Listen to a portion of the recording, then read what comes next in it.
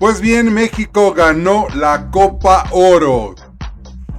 Cosas de la vida, Saúl Salguero, un poco de todo. Pues bien, México venció por la mínima a Panamá en la final de la Copa Oro. De esta manera conquista este certamen por novena ocasión. México es uno de los países que más ha ganado este certamen que realiza la CONCACAF. Bueno, ya la prensa mexicana y la gente de la Federación Mexicana de Fútbol ya pueden estar tranquilos porque ya se sienten que son la Argentina de Sudamérica, ya se sienten que son la España de Europa y ya sienten de que nada los puede vencer. Ay, ya pueden comenzar a soñar y a seguir inflando ese globo. Ahora se viene algo claro, ¿no? Y es la pregunta si el Jimmy Lozano se va a quedar al frente de la selección o viene un extranjero. Si llega un extranjero, van a comenzar nuevamente las críticas porque piensan que un extranjero no es para el fútbol mexicano. Y ojo, ¿a quién va a llevar Brasil? Brasil. ¿A quién va a llevar Brasil como técnico para su próximo proceso? Dejo esa pregunta. ¿Es un extranjero también? Pues bien, en México no piensan de esa manera. Ya saldrá Hugo Sánchez diciendo que él es la persona idónea, pero en fin, ese es problema de la Federación Mexicana de Fútbol. Lo que sí es cierto es que el Jimmy Lozano realmente realizó un buen trabajo con la selección, ha logrado una buena relación con muchos de los jugadores y esto a la larga podría ser positivo para la selección mexicana. Pero como sabemos de que los que dirigen el fútbol no ven el progreso que pueda llegar a tener la selección en el ámbito deportivo, sino que lo ven en el ámbito económico. ¿Cuánto va a dejar? ¿Verdad? Eso es lo más importante para ellos. Ellos piensan que van a realizar un proceso pensando avanzar al quinto partido cuando en los Estados Unidos la federación trabaja para ganar un mundial. Esa es la gran diferencia, lo hablábamos. No se puede tapar el sol con un dedo. México no pasa por su mejor momento y eso lo sabemos todos. Si bien es cierto, han ganado la Copa Oro, no fue a paso de gigantes como la prensa lo ha querido destacar. Recuerden, goleó a Honduras. Honduras pasa por el peor momento en décadas. ¿Ok? Y por cierto, ya vamos a hablar de Honduras. Venció a Haití, que nunca ha tenido peso futbolístico.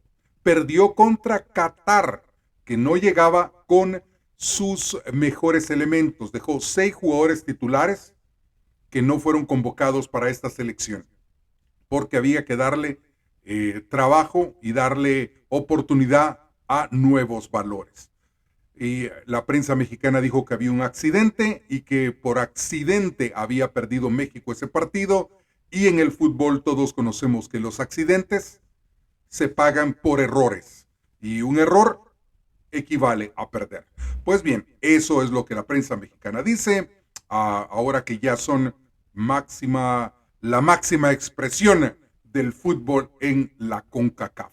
Bueno, se recuerdan en el pasado programa hablamos del desarrollo que está teniendo Estados Unidos a la par del desarrollo que está teniendo México respecto al fútbol. Hablábamos de que Estados Unidos manda jugadores al extranjero con el único objetivo de que adquieran esa experiencia de jugar en Europa, ¿no? Y en México les pagan tan bien a los jugadores que realmente no quieren salir fuera de su confort. ¿Por qué? Porque es fácil ganar bastante y arriesgar poco. Pues bien, esta es la lista de jugadores estadounidenses que militan en el fútbol europeo y los voy a mencionar. Está James Sands, que juega en el Rangers de Escocia. Está Malik Otasowi, que juega en el Rangers también de Escocia. Tim Chandlers, que juega en Frankfurt. Christian Pulisic, que acaba de firmar con el AC Milan. Serginho Dest, que estuvo la temporada pasada en el AC Milan, regresa nuevamente al Barcelona y aparentemente va a tener minutos esta temporada en el equipo de Xavi. Está también Giovanni Reina con el Borussia Dortmund. Está Cameron Carter con el Celtic de Escocia.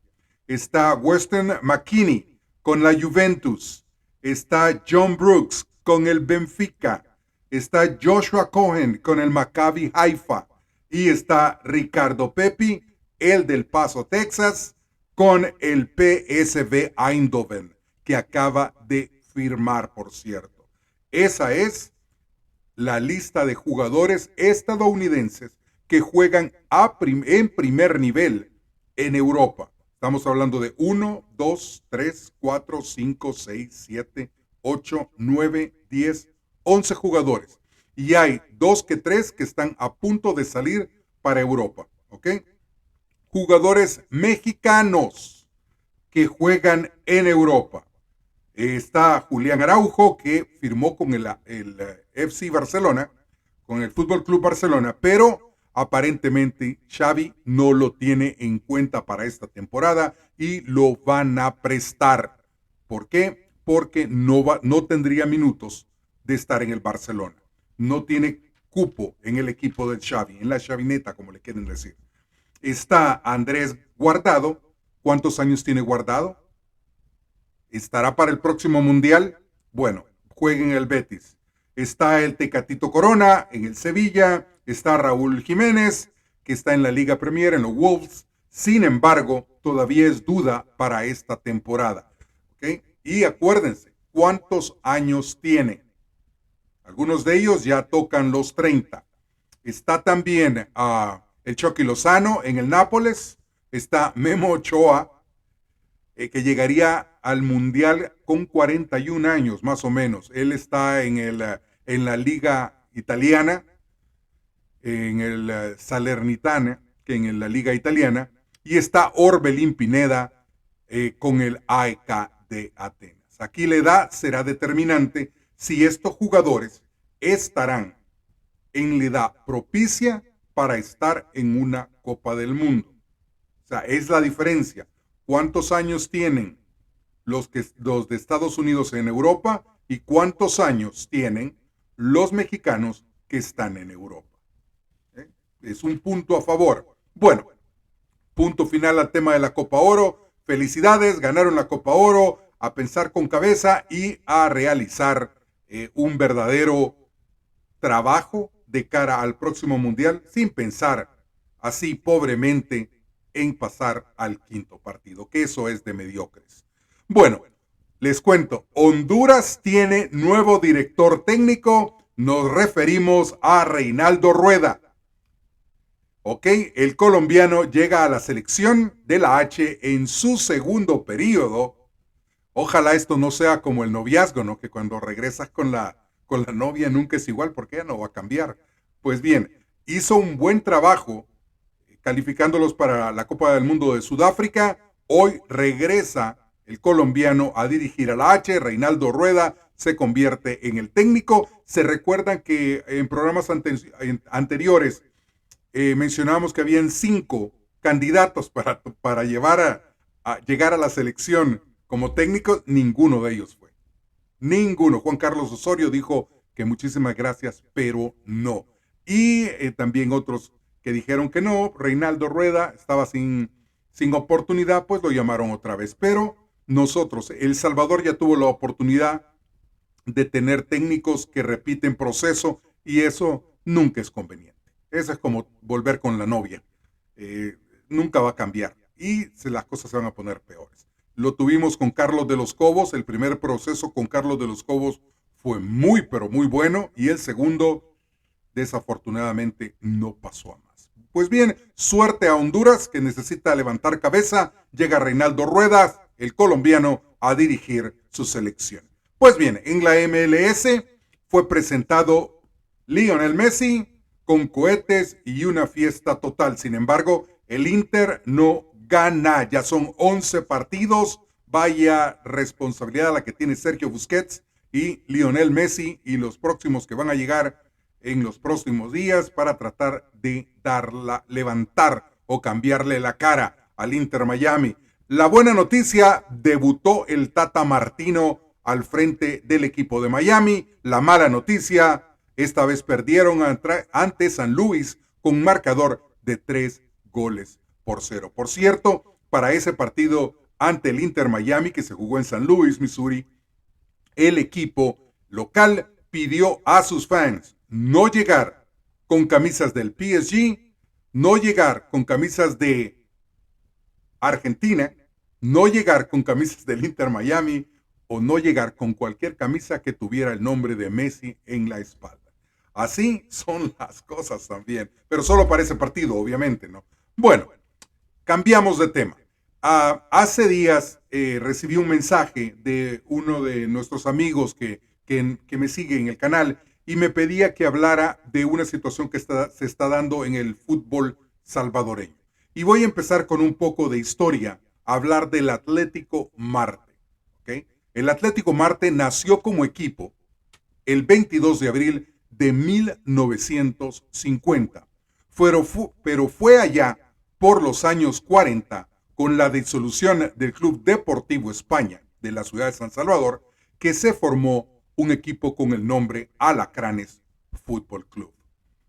Este equipo llegó también a cambiar nombre, convirtiéndose en el Atlético Marte, por iniciativa de un jugador y que posteriormente sería técnico de la selección salvadoreña y de otros equipos también, el señor Conrado Miranda. Bien, y siendo presidente en aquel entonces el coronel José Castro Méndez. Fue el primer presidente que tuvo Club Deportivo Atlético Marte. Pues bien, el Atlético Marte, un equipo polémico, porque siempre se dijo que era el equipo de la Fuerza Aérea en los años 80, en los años 70, por consiguiente siempre nunca era seguido por la mayoría. Era un grupo bien reducido porque decían que el Atlético Marte era el equipo de los militares durante la Guerra de El Salvador, por consiguiente era el equipo más odiado. Hubo un presidente, Coronel Romero, el presidente de la República, tuvo dos hijos. Uno jugaba en el Atlético Marte y el otro en los años 80, y el otro jugaba en el Chalatenango. Bien, era otro equipo de primera división. Que si eran buenos, vaya usted a saber, pero como eran los hijos del presidente, obviamente eran titulares. Pues bien, uno de los hijos del presidente Romero, Coronel Romero, militar, presidente del partido, era el PCN, fue jugador del Atlético Marte también. Pues bien, el equipo Marte logró su primer campeonato en 1952. Ese día, le voy a poner una fecha, en 1952, en esa fecha, lograron su primer logro internacional. Derrotaron al Saprissa de Costa Rica con marcador de 2-0 ante 10,000 espectadores. Uno de los primeros logros que tuvo el Atlético Marte.